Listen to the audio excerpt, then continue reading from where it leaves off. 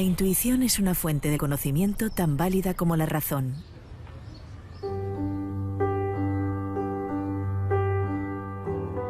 Después de charlar con los especialistas que más saben sobre lo que pasa en la mente, lo que nos pasa realmente por dentro, me di cuenta de que el verdadero y único poder residía justamente en la mente. En este programa especial nos gustaría explorar algunas de las claves para enfrentarnos a las grandes incertidumbres que acosan a los homínidos.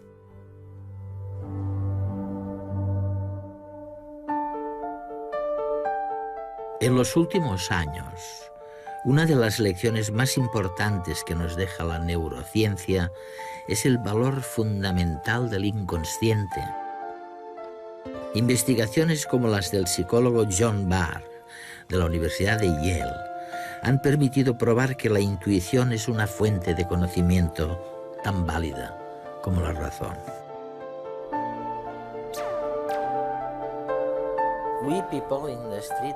Nosotros, la gente de a pie, siempre habíamos pensado que el inconsciente era algo muy útil para las cosas pequeñas,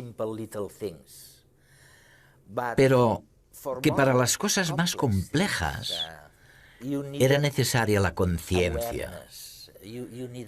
Ni se nos ocurrió que solamente con el inconsciente pudiéramos llevar a cabo procesos cognitivos complejos. Es realmente una revolución.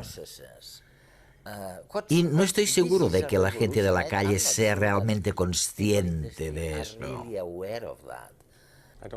No, no creo que lo hayan asumido todavía. Siempre ha imperado la noción de que la conciencia iba primero, de que todo arrancaba en la conciencia y de que las cosas se tenían que hacer con conciencia, deliberadamente. Una de las cosas que estamos descubriendo es que incluso en la persecución de objetivos conscientes, las motivaciones, las cosas que uno quiere, las evaluaciones, las preferencias, lo que a uno le gusta o no... ¿Me voy a casar o no me gusta casarme? Eso es. Todas estas cosas se fundamentan y basan en la información del sistema inconsciente. Así que el inconsciente entra en juego y nos influye, y a menudo nos aporta la respuesta a estas preguntas. Incluso cuando creemos que estamos haciendo algo conscientemente con atención y conciencia, en realidad hemos llegado a la respuesta de un modo rápido mucho antes de lo que creemos. ¿Es correcto pensar que el nuevo concepto de inconsciente tiene mucho más que ver con el afecto y el control de las cosas que el antiguo concepto de inconsciente? Es una nueva idea. Sí, mucho más, mucho más. Antonio Damasio y otros científicos han destacado la importancia del afecto y de los sentimientos. Damasio fue realmente el primero en decir que los sentimientos son muy importantes a la hora de tomar una decisión o de elegir algo. Nos dan la respuesta correcta. Si sentimos que algo está bien o mal, lo haremos o no. Estos sentimientos vienen de algún lugar. Del inconsciente, de los sistemas que nos dicen si está bien hacer algo o no, como cuando tenemos corazonada sobre lo que estamos a punto de hacer. Esa intuición, esa reacción visceral es producto de los antiguos mecanismos inconscientes. ¿Y qué hay de nuestro libre albedrío, entonces? La capacidad de obrar por reflexión y elección. La libertad de ser responsable de algo. Quedaría en entredicho esta idea, ¿no?, de la libertad. ¿Lo cuestionaría la libertad? Lo más importante de esta investigación son las implicaciones que tiene para el sistema legal, para la responsabilidad personal, para la moralidad. De hecho, se está generando mucho debate ahora mismo sobre todo este tema entre los expertos, por Internet, en los blogs. ¿Qué repercusión tiene esto sobre la responsabilidad personal? Lo que fluía de aquella conversación rompía un buen número de tópicos y permitía comprender descubrimientos mucho más recientes e incontrovertibles, como el realizado por John Dylan Haynes. Resulta que las neuronas deciden 10 segundos antes de que lo hagan las personas observadas individualmente. Descubrimiento que sin duda cuestiona la solidez de un concepto muy antiguo como es el libre albedrío. Te contaré un experimento. ¿Sí? Realizamos un experimento con un escáner cerebral en el que las personas debían tomar decisiones muy sencillas. Podían decidir si pulsaban un botón a la izquierda u otro a la derecha. En este caso sientes que eres totalmente libre de elegir de hacer una cosa u otra. No hay nada que te obligue a elegir una opción o la otra. Registramos la actividad cerebral de las personas y descubrimos que podíamos predecir su decisión. Si iban a pulsar el botón de la izquierda o de la derecha 7 segundos antes de que la hubieran tomado. No 7 segundos antes de que pulsaran el botón, sino 7 segundos antes, incluso de que pensaran que habían decidido cuál iban a escoger. ¿Somos conscientes de una decisión o no lo somos? No. Hay muchas cosas que ocurren en el cerebro y en nuestro inconsciente que no experimentamos conscientemente. Se produce un gran procesamiento en segundo plano. El cerebro procesa previamente todas las opciones inconscientemente y al final, cuando te decides, es cuando interviene la mente consciente.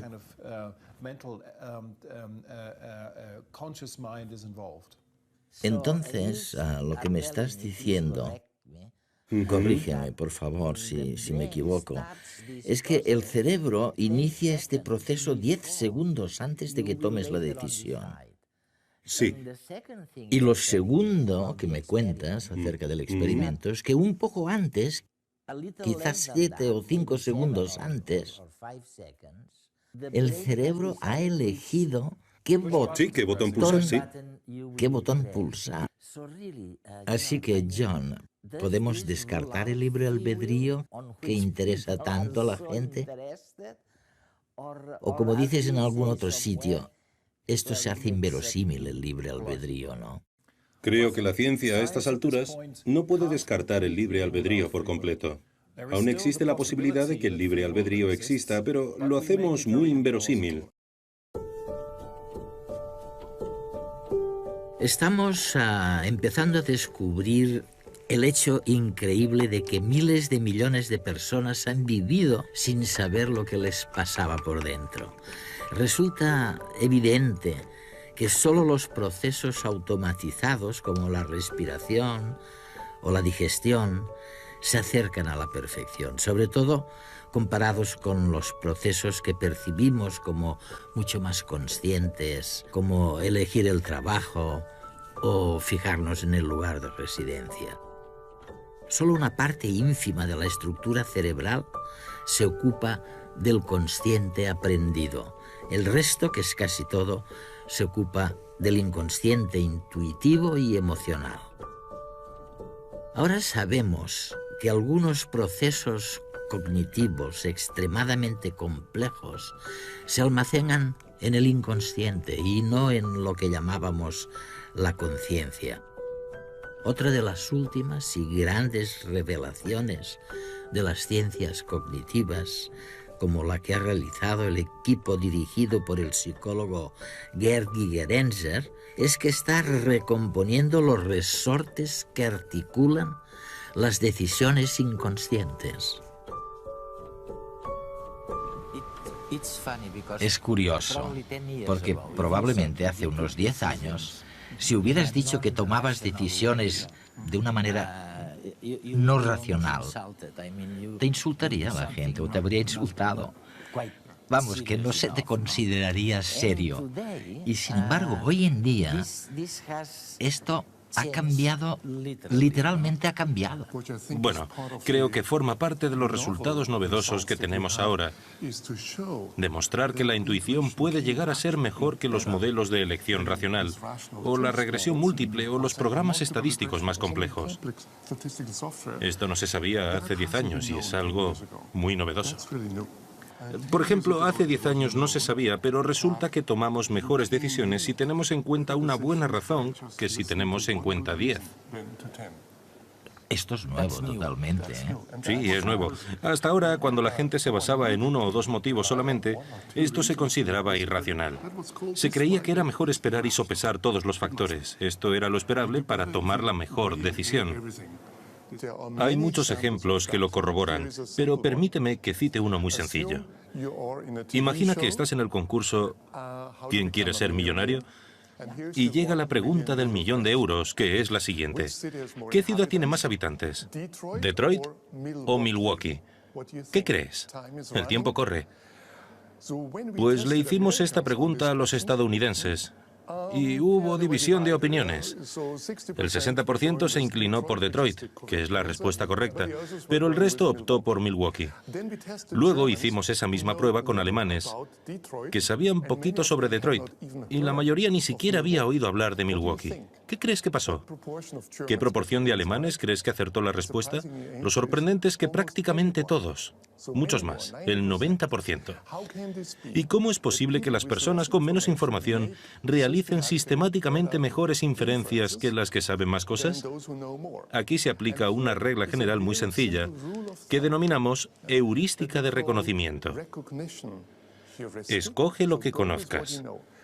Los alemanes habían oído hablar de Detroit, pero no de Milwaukee. Ese es el motivo.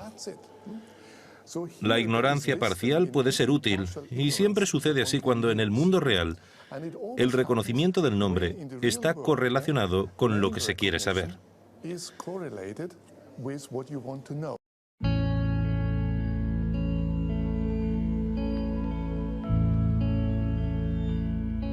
Finalmente, resulta que hemos podido zanjar el debate que ha existido durante décadas entre dos bandos, los que creían en la programación genética y cerebral y aquellos que creían en la experiencia individual. Esta lucha ha sido sustituida ahora por el descubrimiento de la plasticidad cerebral. El cerebro cambia continuamente con la experiencia, que deja huellas profundas y, por supuesto, los cambios ocurren a niveles diminutos en lo que llamamos sinapsis, donde las neuronas entran en contacto unas con otras. Nuestros estudios se centran en ver cómo se desarrolla el cerebro. Es una ciencia realmente nueva, de hecho, solo existe desde hace unos 5 o 10 años, desde que utilizamos tecnología como la neuroimagen, las resonancias magnéticas cerebrales, que nos permiten hacer un escáner del cerebro de una persona viva para ver cómo se desarrolla este a lo largo de la vida. Y estos estudios de investigación muestran claramente que el cerebro sigue desarrollándose durante décadas, y una etapa del desarrollo especialmente crucial es la adolescencia. ¿El nuevo concepto cuál es entonces? Es la plasticidad del cerebro, a diferencia de lo que se pensaba, de que con la edad las neuronas dejaban de crecer. Ahora resulta que no, que la edad no es un obstáculo y que seguimos aprendiendo y cambiando de distintas formas, pero durante toda la vida. Aprendemos durante toda la vida. Sí, sí, es cierto. El desarrollo, los cambios en el número de conexiones celulares y también en la velocidad con la que las células se pueden comunicar. Parece que todo va cambiando de forma natural durante décadas, o más incluso. Y además existe otro tipo de plasticidad que surge cada vez que aprendemos algo nuevo. Cada vez que aprendemos una palabra nueva o un nuevo rostro, algo cambia en nuestro cerebro. La fuerza de las conexiones entre las células cambia. Y sabemos que podría seguir así para siempre, durante toda la vida. Sara, me han comentado que se podría desarrollar el concepto de plasticidad cerebral. De hecho, se podría hacer después de 2 o 3 experimentos. Bueno, uno de los primeros experimentos fue un estudio hecho en Londres sobre los taxistas londinenses, de una de mis colegas en la Universidad de Londres. Allí, para llevar un taxi tienes que saberte no sé cuántos miles de rutas. Creo que son unas 25.000 rutas. Increíble, ¿eh? Tienes que aprendértelas todas de memoria, así que se trata de personas con una memoria espacial prodigiosa. Ella los estudió y se fijó en la estructura y funciones de sus cerebros. Y lo que descubrió fue que, comparando con otros conductores, el hipocampo, que es una parte del cerebro que se encarga de la memoria y del aprendizaje espacial,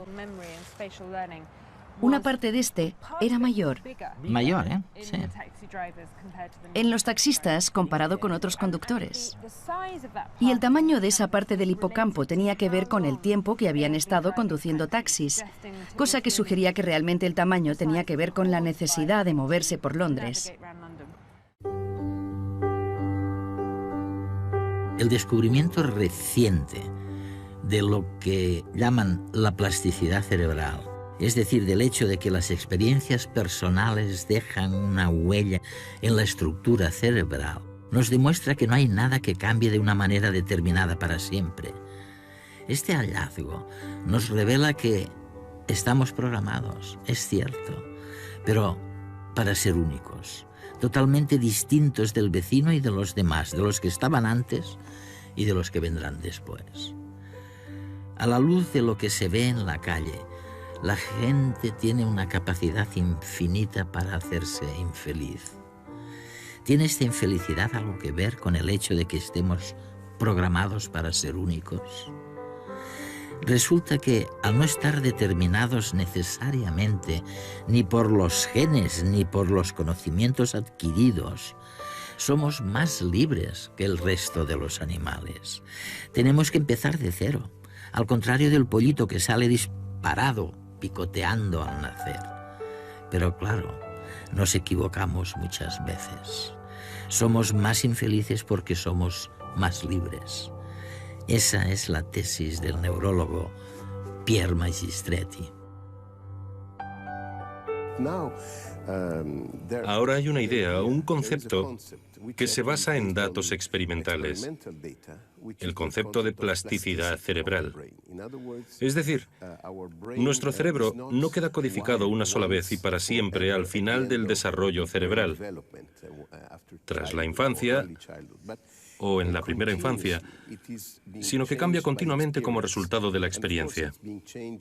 Evidentemente, los cambios suceden en un ámbito muy pequeño que nosotros, los neurobiólogos, denominamos sinapsis, que es donde tienen lugar los contactos entre neuronas. Tenemos alrededor de 100.000 millones de neuronas y cada neurona entra en contacto con 10.000 neuronas más. Por tanto, tenemos 1.000 billones de sinapsis. Es increíble, ¿no? Eso es muchísimo. Pero además, la experiencia modifica la eficacia de la sinapsis. Si aprendes algo, si tienes una experiencia, entonces algunas de las sinapsis de una red concreta serán más eficaces. Esta es la base del aprendizaje y de la memoria. Pero no se trata de una forma estricta de aprendizaje, hay algo más, porque si solamente estuviéramos marcados por lo que aprendemos, por la experiencia que deja una huella, eso sería muy determinista. Se podría decir que cualquier cosa que hubiéramos vivido en un momento dado de nuestra vida establecería lo que haremos en el futuro, y eso sería terriblemente determinista. Afortunadamente creemos que no es así. La idea es que algunas de las huellas que ha dejado la experiencia pueden reasociarse y crear nuevas redes, nuevas huellas, que de hecho están ahí, a escala sináptica, en los circuitos neuronales. Pero estas huellas no tienen una relación directa con la experiencia original. Es como si mezcláramos un poco las cartas. Son distintas y eso es lo que te lleva a decir que estamos programados para ser únicos. Exacto, ¿verdad? programados para ser únicos o determinados para no estar determinados. Porque introducimos la noción de la reasociación de huellas que añade cierto grado de libertad en nuestra conducta. Si no fuera así, seríamos como robots. Todo vendría predeterminado y no cabría posibilidad alguna de que surgiera la individualidad, lo que nos hace únicos, la singularidad. Los humanos, al nacer, no pueden hacer nada. Solo hay que mirar a un bebé. No puede sobrevivir. Así que, como humanos, no nacemos con un sólido conjunto de instrucciones. Tenemos que aprenderlas y las aprendemos a través de los mecanismos de la plasticidad. Esto es fantástico, porque deja espacio para mucha libertad. Pero también hay algunos inconvenientes. Podemos cometer errores. Eso es. Sí, errores a la hora de interpretar nuestras instrucciones. Y por eso, probablemente, el precio de la libertad es quizá cierta infelicidad.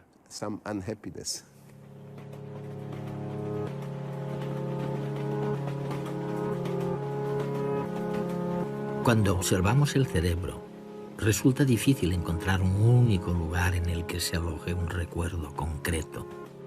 Al rememorar el pasado, los pedacitos de información vuelven a unirse desde las diferentes partes del cerebro, y eso es lo que da lugar a lo que experimentamos como recuerdos. Todo, o casi todo, parte de ese mecanismo preciso.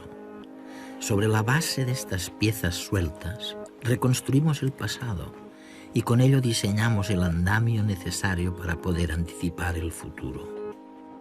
Hemos descubierto que imaginar el porvenir y evocar el pasado requiere los mismos entramados neurales.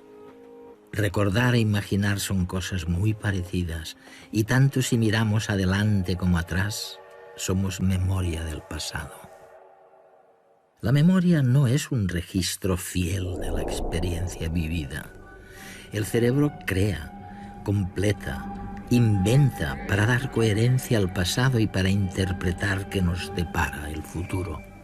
Y lo que nos sugiere el profesor de psicología Daniel Schachter es que si la memoria nos falla y nos juega malas pasadas, es para unificar mejor nuestro yo presente con el del pasado y el del futuro. Son alucinantes las conclusiones que señalan la activación simultánea de áreas cerebrales idénticas para recordar y para imaginar.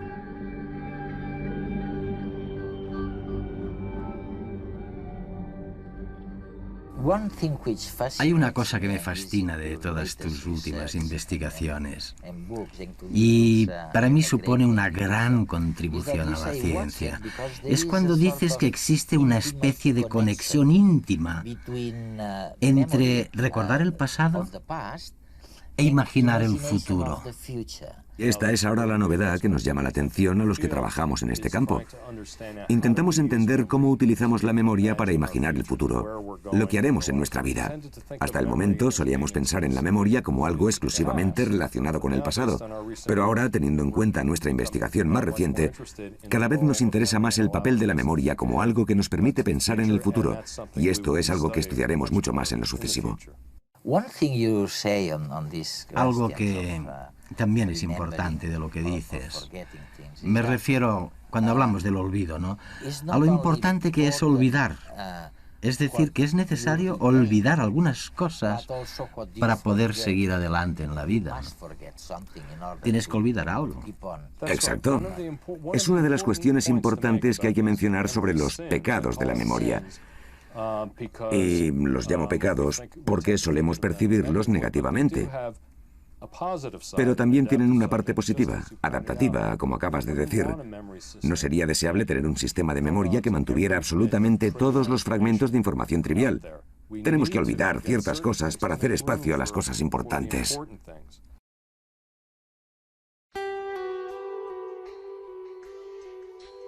Con toda certeza, no ha habido a lo largo de la evolución un avance más insospechado y decisivo, a la vez como el impacto de las interacciones de las redes sociales. Nos referimos al papel creador e innovador del intercambio de conocimientos, de chismorreos, de impresiones, de gustos, de estados anímicos que incitan las redes sociales en el seno de la manada. Los antecedentes de la famosa ruta de la seda, la que comunicaba con Oriente, o la del incienso, que acercaba el Mediterráneo a la India, fueron realmente redes sociales en las que germinaron las civilizaciones globalizadoras del mundo actual. Los siglos que se tardaba en aquel entonces en generar una civilización distinta y compleja contrastan con el presente de las nuevas tecnologías de la comunicación. Ahora el impacto transformador de las redes sociales es universal y es instantáneo. Lo que no había ocurrido en miles de años es la naturaleza nueva e inesperada de las innovaciones que se desprenden de las interacciones sociales. Se está dando curso a niveles de creatividad desacostumbrados, niveles que aceleran sin duda el cambio social y tecnológico. La diferencia con el resto de los animales era antes una pura cuestión de grado. Ahora, los humanos somos realmente únicos gracias a las redes sociales. Algunos científicos lo han afirmado y tú has dicho algo parecido. Me refiero a que nuestro intelecto superior surgió cuando nos volvimos realmente sociales y que estar en contacto con los demás, tal vez por vivir tan cerca unos de otros, ha sido lo que nos ha hecho diferentes. ¿Qué crees de eso? ¿Es cierto? Solamente te pido una reflexión. Piensa en las últimas 24 horas de tu vida. Y ahora pregúntate qué porcentaje de ese tiempo has dedicado a pensar en temas sociales. Descubrirás que ha sido alrededor del 99% del tiempo. ¿Cómo estará tu mujer? ¿Y tu hijo? ¿Y la persona que trabaja contigo? ¿Cuál es su intención? ¿Les va a gustar? ¿Qué piensan? No puedes desactivarlo. Constantemente conjeturamos sobre el estado mental de los demás en relación con nuestro bienestar. Es verdad, ¿eh? Y no dejamos de hacerlo.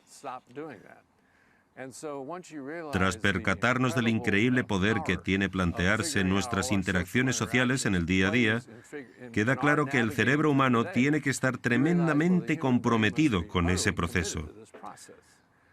Lo que intentamos descubrir ahora es cómo calculamos nuestra posición respecto al resto. ¿Cómo sabemos cuál es la intención de los demás? ¿O cuál es nuestra postura moral respecto a un planteamiento que nos hacen? Y en la actualidad podemos investigar dónde suceden estos procesos en el cerebro y qué circuitos entran en juego si funcionan con normalidad. La capacidad de descubrir el estado de ánimo de otra persona es exclusivamente humana.